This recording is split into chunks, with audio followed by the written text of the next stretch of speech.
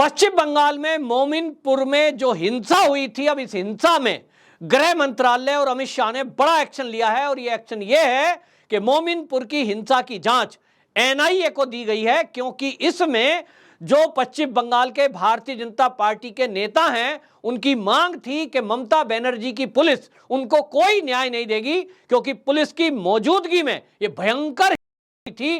100 से अधिक लोगों की दुकानों को लूट लिया गया था, घरों में घुसकर महिलाओं की छेड़छाड़ और इज्जत को तार तार कर दिया गया था, लोगों के घरों में आग लगाई गई थी। तो भारतीय जनता पार्टी की लीडरशिप का कहना है कि जब पुलिस के थाने तक में घुसकर इस हिंसक भीड़ ने तोड़फोड़ कर दी और पुलिस कोई सुनती नहीं है, एफआईआर करती नहीं है, तो केंद्रीय सुरक्षा बलों को यहां तैनात किया जाए और इसकी जांच एनआईए से कर जाने की मांग की गई थी। अब इसी पर गृह मंत्रालय ने संज्ञान लिया है और इसकी जांच एनआईए को दी है। अब इसमें बड़ा एक्शन एनआईए करने वाली है और जो भी मोमिनपुर हिंसा के दोषी हैं जेल की सलाखों के पीछे डालने का काम अब केंद्र सरकार करने जा रही है। इसमें सभी लोग इकट्ठे हुए थे, लेकिन थोड़ी ही देर में ये लोग धर्म विशेष के नारे लगाने लगे और इन नारों के साथ ही इस भीड़ ने इकट्ठे होकर के हिंदुओं के ऊपर हमला कर दिया।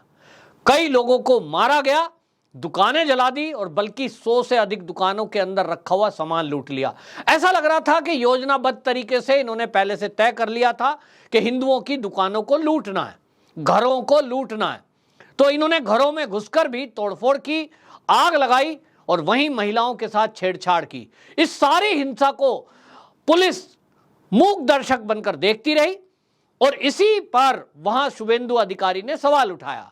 इतना हिम्मत इस भीड़ की थी कि जब लोग थाने में घुस गए जान बचाने के लिए, तो पुलिस की मौजूदगी में थाने के अंदर भी इन लोगों ने तोड़फोड़ की।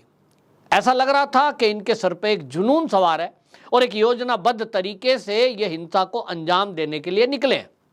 मकसद है कि किसी तरह से यहां जो हिंदू रह रहे हैं पश्चिम बंगाल में उनको आतंकित कर दिया जाए और उनको एक मैसेज दिया जाए कि यहां रहोगे तो आपके साथ इसी तरह मारपीट की जाएगी, इसी तरह आपके घरों में और दुकानों में लूटपाट की जाएगी और मैसेज ये भी है कि पुलिस आपका कुछ नहीं कर पाएगी। यानी पुलिस कभी भी दंगाइयों को नहीं पकड़ती है, क्योंकि उन सब के ऊपर ठप्पा लगाता टीएमसी का चोला ओढ़े ये दंगाई जहां चाहता है जैसा चाहते हैं वैसा करते हैं और पुलिस हाथ पर हाथ धरे बैठी रहती है। पुलिस का हमने हाल देखा, मोमिनपुर थाने में बाकायदा इस पुलिस के मौजूदगी में तोड़फोड़ की गई थाने के अंदर। तब उस समय जो शुभेंदु अधिकारी हैं, विपक्ष के नेता पश्चिम बंगाल से भारतीय जनता पार्टी के, उन्होंने उसी समय जो वहां के राज्यपाल हैं उनको पत्र लिखा था और देश के गृह मंत्री को पत्र लिखा था और उन्होंने मांग की थी कि यहां पुलिस जो है हिंदुओं की रक्षा करने में नाकाम है।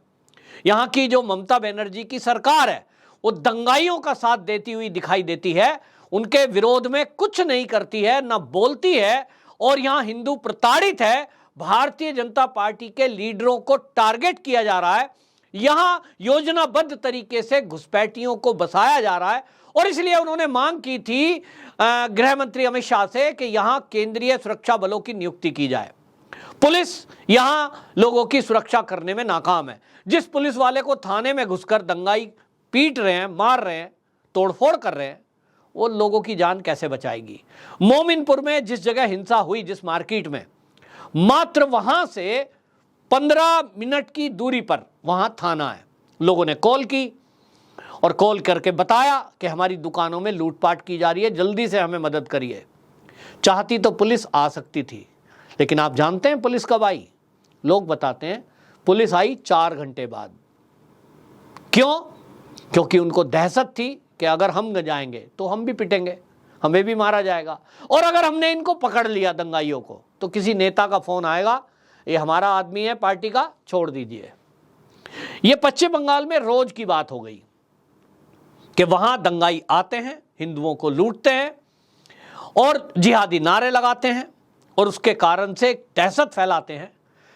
हौसला इतना बढ़ चुका है कि महिलाओं को उठा के ले जाते हैं।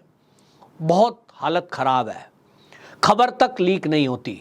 अगर भारतीय जनता पार्टी के लीडर वहाँ की वीडियोग्राफी ना करें और वो सोशल मीडिया पे ना डालें तो वहाँ के पत्रकारों की हिम्मत नहीं है कि वो न्यूज़ चला सकें। क्योंकि पत्रकारों को भी घर में घुस के मार दिया जाता है, उनको दहशत में रखा जाता है। जब वहाँ की मुख्यमंत्री मीडिया के बारे में इस तरह की बातें करे कि मीडिया को अपना ध्यान रखना चाहिए, नहीं तो ऐसा हो जाएगा वैसा, मतलब इनडायरेक्टली ममता बनर्जी खुद मीडिया को धमका रही थी पिछले दिनों, तो वह कौन पत्रकार ऐसी हिम्मत करेगा कि वो कोई फोटो क्लिक करके और अपने अखबार में डाल पाएगा। जहाँ तक आप देख रहे हैं कि कुछ नेशनल चैनल हैं, सैटेलाइट चैनल हैं, कहीं थोड़ी बहुत एक हेडलाइन आई और उसके बाद सब शांत, क्योंकि पश्चिम बंगाल में रिपोर्टिंग करना भी आसान नहीं है। अगर कोई वहाँ इनकी कारगुजारियों का खुलासा करने के लिए वहाँ पहुँचे तो उसको भी ये नहीं पता है कि वो वापस घर सुरक्षित आ पाएगा कि नहीं। ये पत्रकारों पे हमला कर देगी भीड़। ज़्यादातर वहाँ घुसपैठिए हैं, बांग्लादेश से आए हुए, म्यांमार से आए हुए रोहिंग्या हैं, और वो इतने खतरनाक हैं कि वो तो आज यहाँ कल वहाँ, उनके पास कुछ नहीं है, भाग जाते हैं। और पूरा एक नेक्सस है, क्योंकि इस समय पश्चिम बंगाल के जो घुसपैठिए हैं और जो रोहिंग्या हैं वो पूरे भारत में फैल चुके हैं और एक दूसरे से जुड़े हुए रहते हैं। पश्चिम बंगाल में हिंसा कर देंगे, एक जिले से दूसरे जगह पहुंच जाएंगे, पुलिस ढूंढती रहेगी, मिलेगा नहीं। अब इस मामले में बहुत बड़ा एक्शन पश्चिम बंगाल में हुआ है और इसकी जांच अब एनआईए करेगी, और जब एनआईए इसकी जांच करेगी तो यह भी पता लगेगा कि इस हिंसा के पीछे कौन मास्टरमाइंड था। पुलिस जिस जांच को करने से डर रही है, एफआईआर तक दर्ज नहीं की गई, फॉर्मलिटी में कुछ एफआईआर की गई हैं, लोग कह रहे हैं कि हमने दंगाइयों के नाम तक बताए, लेकिन उनके नाम दर्ज रिपोर्ट नहीं की गई। और क्यों नहीं की गई इसका कोई जवाब नहीं है। वो कहते हैं साहब कार्रवाई तो होगी ही नहीं, हमें विश्वास नहीं है। हमने पहले भी देखा कि चुनाव के बाद जो हिंसा हुई पश्चिम बंगाल में, उसके अंदर भी हमने देखा कि पुलिस ने कोई कार्रवाई नहीं करी। सरकार की तरफ से जो मंत्री हैं, जो विधायक हैं, जो सांसद हैं टीएमसी के और ममता बनर्जी हैं, उन्होंने कभी ये बयान नहीं दिया है कि यहाँ के हिंदू डरे नहीं, मैं उनके साथ हूँ और पुलिस को मैं कहती हूँ कि तत्काल और तुरंत और सख्त कार्रवाई करे। इस तरह के बयान ममता बनर्जी के तो हमने सुने नहीं। कभी आते हैं? नहीं आते। वो क्या कहती हैं, बीजेपी हमको खामोखा बदनाम करता है, और बात करेंगी वो केंद्र पे उठा देगी, केंद्रीय एजेंसियों का दुरुपयोग हो रहा है, हमारे मंत्री को गलत पकड़ा जा रहा है, मतलब मुद्दे को भटकाना। भर्ती घोटाले में फंसी हुई सरकार, एक मंत्री जेल में, कईयों के ऊपर केस, लेकिन उनके ऊपर फर्जी केस है ये कहने में तो ममता बनर्जी चूकती नहीं है। प्रेस कॉन्फ्रेंस करती हैं, हम मोदी से नहीं डरते हैं, हम मत डरिए, लेकिन आप जो डरे हुए लोग हैं पश्चिम बंगाल के ममता दीदी, उनकी तो सुरक्षा करिए। इस पर वो कोई जवाब नहीं देती है। अगर पत्रकार कोई सवाल करने की हिम्मत करे, पहले तो मैंने बता ही दिया पश्चिम बंगाल के जो पत्रकार है उनकी हिम्मत नहीं है। कहीं दिल्ली से गया हुआ पत्रकार कोई कभी सवाल कर दे तो बौखला जाती हैं, जवाब नहीं देती हैं, क्योंकि उनको देना नहीं है जवाब। उनको ये जो चल रहा है उनको लगता है इसी में फायदा है।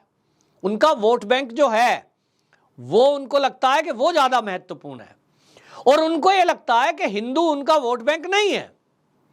वहां दो तरह के उनको लोग चाहिए, एक तो वो जो बांग्लादेश से घुसपैठ करके आए हुए हैं और उन्हीं के धर्म के लोग जो उनके साथ हैं, जिहादी मानसिकता के लोग हैं, कट्टरपंथी लोग हैं, वो उनको चाहिए, उनके लिए वो सब कुछ करेंगी।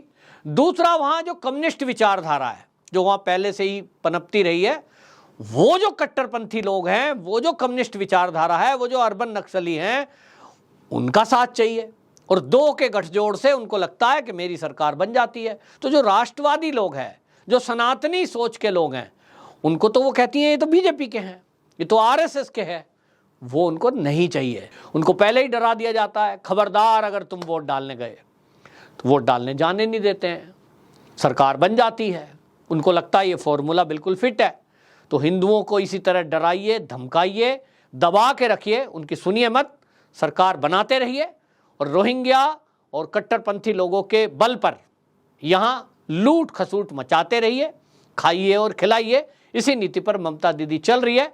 लेकिन अब एनआईए है कि इसकी परतों को खोलेगी और जो दंगाई है उनके खिलाफ सख्त कार्रवाई होगी। एक एक तार खंगाला जाएगा और जो इसके पीछे हिंसा के थे उन सबको जेल की सलाखों के पीछे पहुंचाया जाएगा। वंदे मातरम।